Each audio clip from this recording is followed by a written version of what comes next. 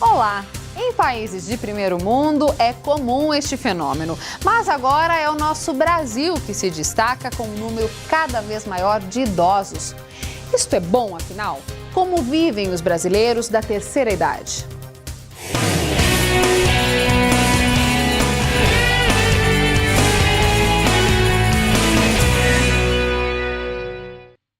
Eles estão vivendo mais, ganhando mais e com mais saúde também. Só que até chegar neste ponto, os idosos do Brasil conheceram o que é trabalho duro e a prevenção da saúde, é claro. Onde estão os idosos mais longevos do Brasil e o que eles fazem para preservar a saúde?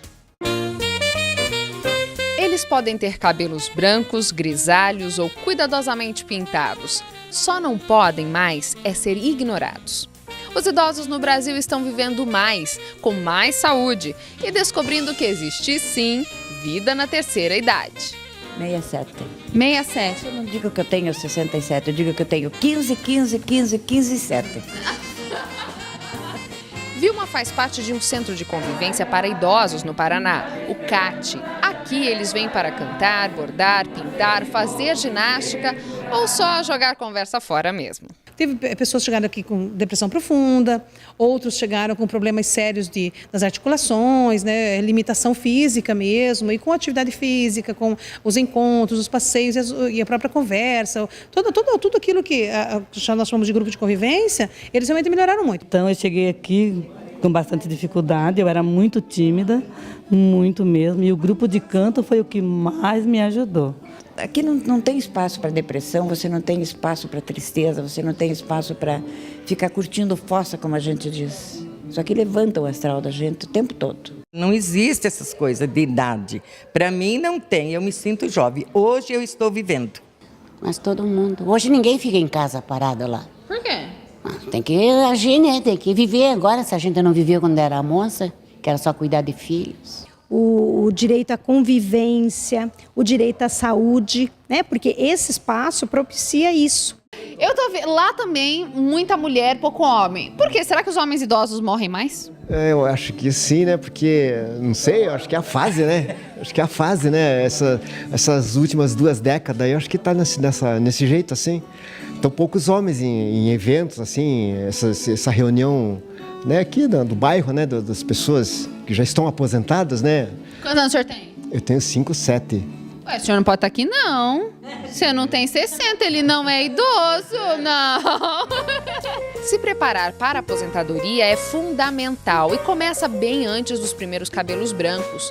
Aliás, essa história de terceira idade é popular, mas não tem a mesma aplicação de quando foi criada. Geoffrey de Mazetier, um sociólogo, especialista em lazer, é que veio com esse conceito. Ele dizia que a gente tem 3 fases.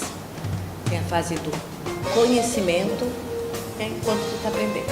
Tem a fase do trabalho, que é enquanto tu está trabalhando, obviamente. E a fase do lazer, que começa quando tu paras de trabalhar. Quer dizer, parou de trabalhar, um jogador de futebol, com 24, 25 anos, se acontece algum acidente, ele já entrava na terceira idade. Era assim que se entendia. Se acabou se usando a terceira idade quase como um sinônimo de envelhecimento. Envelhecimento é o assunto nesta roda do NET, o Núcleo de Estudos da Terceira Idade da Universidade Federal de Santa Catarina. Aqui, especialistas e idosos se juntam para melhorar as políticas públicas para os mais velhos, como os grupos de convivência, que surgiram há apenas 3 décadas. Há 32 anos atrás, quando a gente ia num encontro sobre envelhecimento, os técnicos falavam pelos idosos. Hoje, são eles que falam por eles. Eles não precisam mais que alguém os traduza. Anísio Chagas é um clássico exemplo de quem luta pelos direitos dos idosos e, como tal, sabe o que falta. Ele, que foi pastor a vida inteira, reconhece na religião a valorização dos idosos. Na Bíblia existe o chamado teologia do idoso. Deus gosta dos idosos. Se os outros não gostam, Deus gosta. Ele mesmo declara em Isaías, lá ele diz, na velhice eu serei o mesmo. Então, Deus é o mesmo Deus da juventude, da infância, da puberdade, da adolescência, da mocidade e também é o mesmo Deus da velhice. Casado há mais de 5 décadas com Jurema, o casal mora sozinho e usa a tecnologia para falar com os filhos que estão longe. Eu faço e-mail para eles, recebo o e-mail deles, temos o VoIP, temos o Skype e nos falamos disso aí. Essas ferramentas são o que a tecnologia dispõe. E penso que o idoso não tem nada para ensinar, que não é verdade. Vejo alguns que já desistiram de aprender. Não é? Com as primeiras dificuldades eles desistiram, mas não é bom desistir. É bom, aconselho a todas as pessoas idosas, seja que idade for, que lance mão desse instrumento que a tecnologia colocou em nosso caminho, que é o computador, e o que ele oferece. Os jovens podiam aprender muito com os idosos. Pergunte a eles, eles passaram, se não tem uma universidade, não, passou pela universidade da vida. A vida é uma universidade. Enquanto Jurema é ativa nas tarefas de casa, Anísio se ocupa com projetos assistenciais, faz um programa diário de rádio e lê muito. São 2 jornais por dia, mais revistas e internet. Ele também está presente nas redes sociais. O mundo, a estrutura social, econômica, principalmente econômica do mundo industrial, né, ele tira o indivíduo da atividade e põe para ser uma vida inativa. Isso já começou mal. Então o indivíduo já vai desprestigiando. Tudo é para desprestigiar o idoso. Essa expressão, a melhor idade, não é totalmente aplicável em todas as áreas da vida de um idoso, entendeu? Não poderíamos chamar assim, porque temos que ter um espírito de aceitação para as debilidades que vão aparecendo dia a dia, hora a hora, à medida que os anos vão passando. Mas ainda tem algumas coisas que parece que ficaram meio no inconsciente coletivo. A questão de usar cabelo branco. Eu tenho cabelo grisalho. E quantas vezes as pessoas perguntam assim, por quê? Não é relaxamento deixar o cabelo assim? Não ser uma escolha, entendeu a diferença? Olha, eu acho que isso é uma hipocrisia. Porque, na verdade, chamar o idoso estar na melhor idade, eles querem agradar o idoso. É mesmo que dizer, neles não preciso de nada, eu não preciso fazer nada por eles, porque estão na melhor idade, então todo mundo cruza os braços e deixa o idoso sozinho. Uma coisa é debilidade, outra coisa é doença, né? O envelhecimento não está atrelado a nenhuma doença, obrigatoriamente, certo? O envelhecimento saudável, ele existe e é possível. Tanto é possível que vem aumentando o número de idosos no Brasil. Segundo o IBGE, já são mais idosos do que crianças até 4 anos.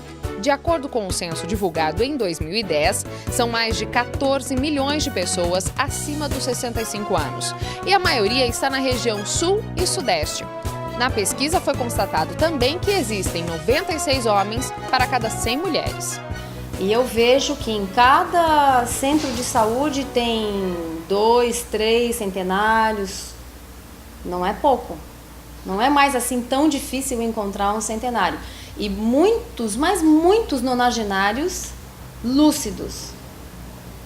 Lúcidos, porém, adoecidos por fumar, né, pelo tabagismo, adoecidos por questões que talvez pudessem ter sido evitadas se eles tivessem acesso à mesma informação que hoje nós temos com relação ao estilo de vida saudável.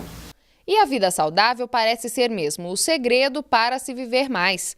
O senhor Wilson, lá de Curitiba, lembra, caminha todos os dias e ainda joga futebol. E o seu Crispim nem entrega a idade que tem. Faço exercício, como bem, canto junto com a turma, né? E, né, estou aqui junto com eles. Tudo isso, né, é para pegar a forma do dia a dia. O senhor está em forma? Deixa eu ver, fica em pé aí. Vamos ver se o senhor está. O senhor Crispim é o bonitão da turma, assim, está em forma, forte, deixa eu ver. Muque. Mas a atividade física é uma das atividades que ela consegue atingir, não só os idosos, mas todas as pessoas, de uma forma global. Ou seja, o que é isso? Desenvolve tanto físico, quanto emocional, quanto cognitivo. Então, através das atividades, eles estão desenvolvendo o corpo, mas também estão trabalhando a disposição deles, né? A relação social, assim, porque eles, como vocês viram, né, eles fazem amizades, eles riem, se divertem. Então, isso acaba contribuindo de uma forma geral para o corpo deles. Está aí o pastor Anísio de prova. Exercícios diários ao ar livre, com direito à musculação. Musculação hoje em dia é importantíssimo. Antes se falava muito em caminhada. Musculação é muito importante, porque ela trabalha com todo o reforço de equilíbrio, de coordenação, de força, de flexibilidade, não tanto, mas força, né? E com isso nós garantimos uma musculatura saudável para a sustentação do esqueleto. Mas além da atividade física, o idoso tem que ficar de olho na alimentação. Na família de Anísio e Jurema não existem remédios. Isto mesmo, eles não tomam qualquer medicamento. Hipócrates, o pai da medicina, disse: seja o teu alimento o teu remédio, e seja o teu remédio o teu alimento. É comendo e não ingerindo remédio. Cereais integrais, frutas e verduras. Nosso regime é ovo-lacto-vegetariano. E eu cuido da glicose, evito aumentar, porque eu tenho medo de diabetes, que pela, porque diabetes significa diabo no corpo, né? E há muita gente aí sofrendo de diabetes. E outro dia eu ouvi uma frase muito interessante, diz que a mulher do diabo chama diabetes. Então, quem tem a carga genética desfavorável, que se cuide muito mais. E quem tem a carga genética favorável, que se cuide também. Na verdade, essa questão de adoção de hábitos de vida saudáveis é uma regra que não costuma falhar. A gente sempre tem algum ganho. E outra coisa importante, nunca é tarde para começar. Ah, mas eu fui sedentário a vida inteira. Eu fumei 30 anos. Adianta eu parar agora? Com certeza adianta parar. Nunca é tarde para iniciar uma modificação, uma reforma na sua vida. E reforma mesmo é preciso fazer na sociedade em geral, para que os direitos dos idosos sejam respeitados. As nossas casas não são preparadas para ter idoso lá dentro, né? A casa da gente, a sua casa não é preparada para ter idoso lá dentro. Com certeza. E quem está vendo a gente também. Então, começa por aí. Então, quando a gente constrói casas, é cheia de cantos, cheia de escada, sobe e desce, escadas estreitas, portas estreitas, banheiros estreitos, né? Que se for precisar passar uma cadeira de rodas, na minha casa hoje não entra cadeira de rodas, né? Então, tudo que nós pensamos, por isso que eu digo que a sociedade não está preparada assim. A omissão nos cuidados, a família que abandona. E em outro aspecto, a família que abusa financeiramente do idoso. Então, eu diria, posso afirmar, que é na família que são cometidos os maiores abusos. Além das agressões físicas, a negligência, né? A negligência nos cuidados, os ataques verbais, até mesmo a infantilização do idoso é tido, inclusive nos Estados Unidos, como uma forma de agressão, né? Tratá-lo como se ele tivesse uma capacidade inferior daquela que ele efetivamente tem. Por isso que eu defendo muito que o processo de envelhecimento seja inserido nos conteúdos escolares desde a mais tenra idade, para que cada um se prepare adequadamente para o seu próprio envelhecimento. E nessa de se proteger, o idoso deve ficar atento ao dinheiro, fazer uma poupança ou previdência para a velhice e cuidar para que outros não tomem o que ele guardou com tanto esforço para viver bem com mais idade. Como o abuso financeiro, muitíssimo comum por parte principalmente de familiares, né?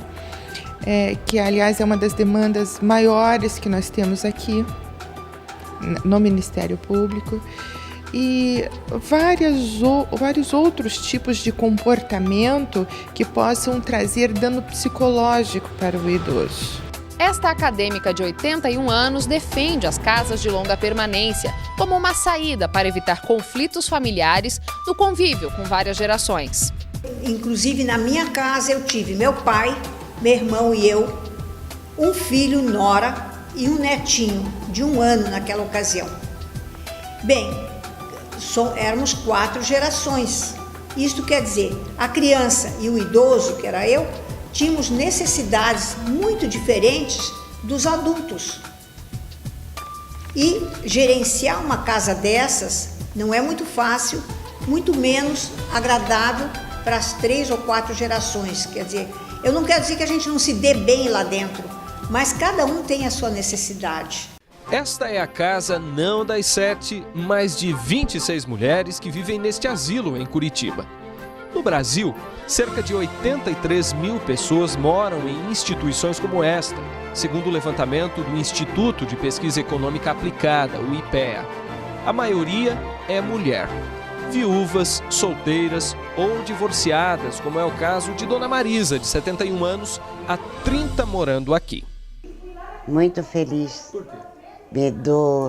Assim a gente tem as amigas, tem os pessoais que venham, né, nos visitar. No quarto de Dona Marisa, uma surpresa. E essa faixa aqui? Essa faixa, essa aqui também concorri com senhoras. Tá aí, o que está escrito? A mais charmosa. A mais charmosa? Isso. Como é que é essa história? Pois é, me acharam eu charmosa e me deram a faixa. E olha ali, tem outra aqui também. Tem. É que é? Dá pra gente... A rainha da Nossa Senhora da Luz. Em 95. Concorri com 22 senhoras.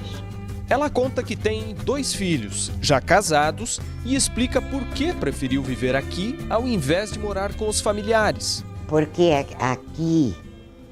aqui no abrigo, a gente se manda.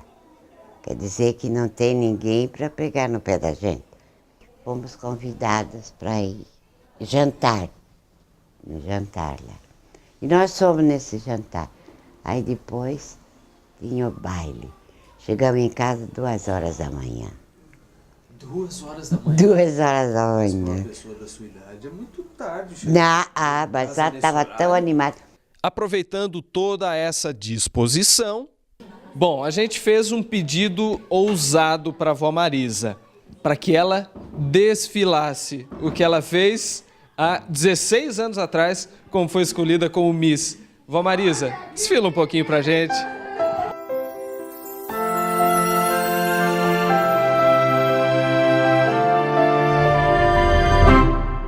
Enquanto Dona Marisa é do tipo que topa qualquer parada, para a avó Cainara, sair do quarto já é um sacrifício. Dona Cainara? Dona Cainara? Ela guarda no pezinho da cama, né, as 2 maletinhas, e até a mala é aquela malinha antiga de madeira, maletinha mesmo, né? E ela guarda. Tem uma história que diz que um dos nossos visitantes, né, chegou e ela estava sentadinha no portão com as malinhas, né, sentadinha no banco com as malinhas. E a pessoa perguntou, né, fulana, onde é que a senhora vai, né? Tá viajando, né? Tô esperando o táxi para me levar embora. E isso é muito comum, a rotina dela é com essa malinha, raramente ela sai do quarto, né? E quando ela sai do quarto, ela sai com as malinhas para ir para casa. A Dona Mariazinha também parece sentir saudades de alguém. Está sempre com estas bonecas nos braços.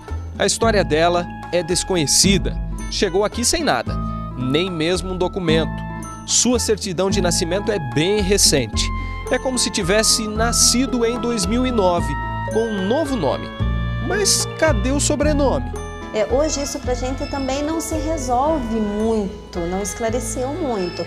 Ela hoje é documentada, né? Uma cidadã brasileira, mas a gente ainda encontra muitos impasses com apenas esse nome, que não consegue fazer o RG dela, por exemplo, né? Ainda está em processo, né? Esperamos que tudo isso se regularize daqui a um tempo, né?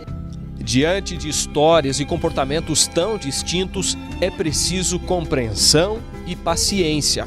A tarefa exige habilidade. Afinal de contas, como lidar com todas essas diferenças e promover um envelhecimento saudável nas chamadas casas de longa permanência de idosos? Tatiana é uma estudiosa do assunto e analisa esse grupo de senhoras do lar que visitamos. E a proposta é olhar exatamente para essas rotinas, assim, né? Que as rotinas do asilo acabam tentando homogeneizar o envelhecimento, que não é um fato homogêneo, é um fato bastante heterogêneo, né? Porque envelhecer, você pode envelhecer de N maneiras, né? Envelhecer no asilo é uma delas, né? E a proposta do trabalho é olhar para esse tipo de envelhecimento, né? Então as cadeirantes acabam ficando todas de fralda, mesmo as que têm controle, que poderiam ir ao banheiro, mas não tem pessoa para atender e levar essas pessoas. Então, eu acho que o grande número de idosas também, com poucas pessoas para atender, isso acaba gerando essa homogeneização, né, também. Mas muita coisa a gente não consegue captar, não consegue desenvolver, não consegue acolher de fato esse idoso e criar atividades para manter ele 100% bem, como na casa dele. Casa, né? Casa a gente... É a nossa casa, né? Aí quando você ouve uma senhora, uma idosa, né? Eu quero ir para casa, né? É algo assim que... triste. E por que ela quer voltar? Algo a gente não conseguiu suprir aqui ainda. Entender mais desse universo é uma necessidade urgente num país com uma população crescente de idosos. Ao que tudo indica, um país que em poucas décadas será conhecido como o Brasil da melhor idade. Respeito é tudo que eles querem e precisam. Não por serem mais velhos, não, mas por serem pessoas como quaisquer outras. E respeito, inclusive, na hora de apontar as limitações, como a dificuldade para dirigir. Quer dizer, o idoso, ele é mais difícil da gente dominar, da gente dirigir do que uma criança. Não é proibir de fazer tal coisa, mas convencê-lo de que não deve sair sozinho. Não é necessário sair, eu posso levá-lo. E uma hora ele tem que abandonar mesmo o volante. Ele tem que, porque a vista está curta, né? O ouvido já não está tão bom, a sensibilidade não está correspondendo, está correndo perigo, cochilando. Por exemplo, eu corri um perigo aqui de vida. Meu carro, eu vindo do Cátari para aqui, para Florianópolis, e fui acidentado na estrada porque cochilei. Agora já abri os olhos, então não dirijo sozinho, a não ser com uma pessoa batendo um papo comigo para não dormir no volante. Quando eles mesmos, as autoridades, disseram, aconselho você não dirigir mais, aceito, eu estou prevenido, não vou ser teimoso. Então eu acho que se a pessoa está consciente dessa evolução da idade, é fácil da gente tratar. Agora, quando a pessoa admite que ela sempre tem 40 anos, naturalmente é mais difícil. Remédios, tecnologias, desenvolvimento. Tudo que contribuiu para facilitar a vida e aumentar a expectativa de vida pode ser o gatilho para diminuir a longevidade das próximas gerações. A principal diferença entre os idosos de antigamente e de hoje é que os idosos de hoje estão vivendo mais. E essa longevidade, ela foi conquistada principalmente nesse último século. Foi no século XX que nós vivenciamos toda essa mudança. A troco de quê? A troco das medidas higieno-sanitárias, claro, da urbanização, o avanço da medicina, o avanço das tecnologias, tanto para diagnóstico quanto para tratamento, né? A detecção mais precoce de problemas, as oportunidades de prolongamento da vida dentro das unidades intensivas, as UTIs. Então, todas essas coisas, os antibióticos, imagina, os antibióticos tiveram um fator assim, deram uma contribuição capital para a questão da longevidade. Os conselhos da vovó ainda são bem-vindos. Estar perto da família, viver bem em sociedade, se alimentar com cuidado e se mexer um pouco todo dia. Aliás, estes são os segredos de uma vida saudável e feliz, apesar dos anos, ou por causa deles. Fiz um plano assim para mim. Se Deus me der, se eu chegar aos 100 anos, eu estarei satisfeito. Mas eu não quero morrer antes do tempo, não. Eu acho que o idoso é a pessoa que faz. Eu acho que é um novo começo. Porque até então a gente está focado em trabalho, e filho, e família. A gente muitas vezes não tem tempo pra gente. É você não se entregar mesmo para a idade, né? Eu acho, porque tem muitas pessoas que são mais jovens que eu e sempre dizem assim, porque na minha idade eu não posso.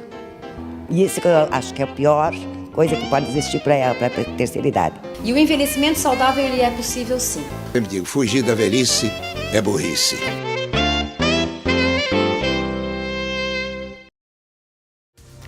Viu? A saúde mental está intimamente ligada com a saúde física e essa saúde física pode prolongar a saúde emocional e mental. Olha só, para você que conhece alguém que já está na terceira idade, respeite, ajude, aprenda com os fios brancos. Se já chegou lá, procure seus direitos e aproveite o conhecimento para melhorar a vida. De qualquer forma, jovem ou um pouco mais velho, lembre-se, para colher lá na frente, esse investimento todo tem que ser feito agora, no presente. O NT Repórter de hoje fica por aqui, a gente se vê no próximo programa. Tchau!